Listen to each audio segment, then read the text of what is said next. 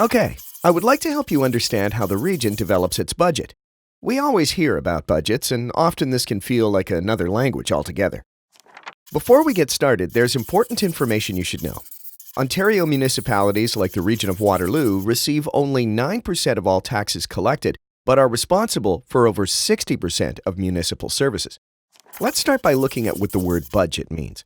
Simply put, it is a planned, itemized summary of money that is coming into the region and how that money is spent for a specific period of time.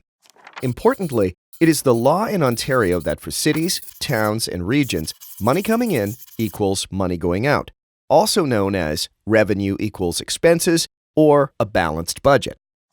The region of Waterloo provides a number of regional services to residents, so Regional Council always has to make difficult decisions to ensure this balancing takes place.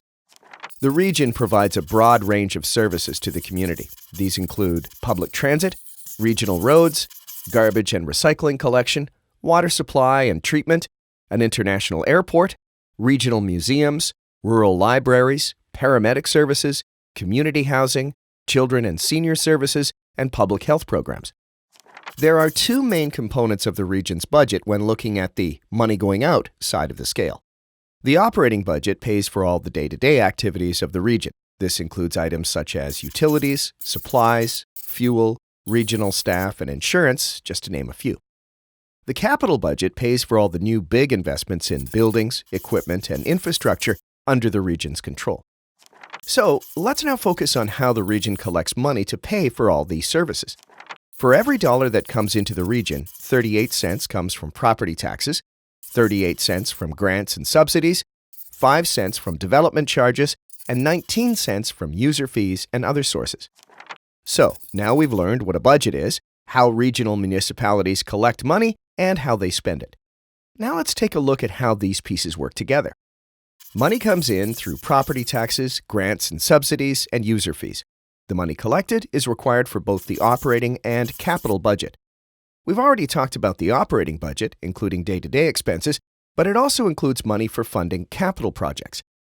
The capital budget pays for all the new big investments or improvements to existing assets under the region's control.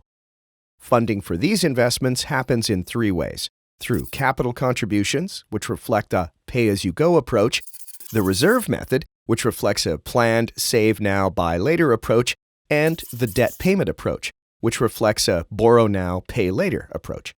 Council also has to strike a balance between these three approaches. Okay, so let's recap. 1. A budget is a plan for money coming in and money going out. There are two building blocks to the regional budget: operating and capital. 2. The operating budget is like paying your house bills to keep the lights on. Just like in a normal household, our bills go up with inflation. 3. The capital budget covers your major outlays or investments: vehicles, house, renovations, etc. 4. Money comes in from four sources: property taxes, user fees, development charges, and grants and subsidies. 5. Regional Council, with the input of the public and advice from staff, decide how to best balance the regional budget. And that is how your region develops its budget. Tell us which regional services you value in the upcoming budget. Feedback from online discussions and public meetings will help inform future investment in regional services.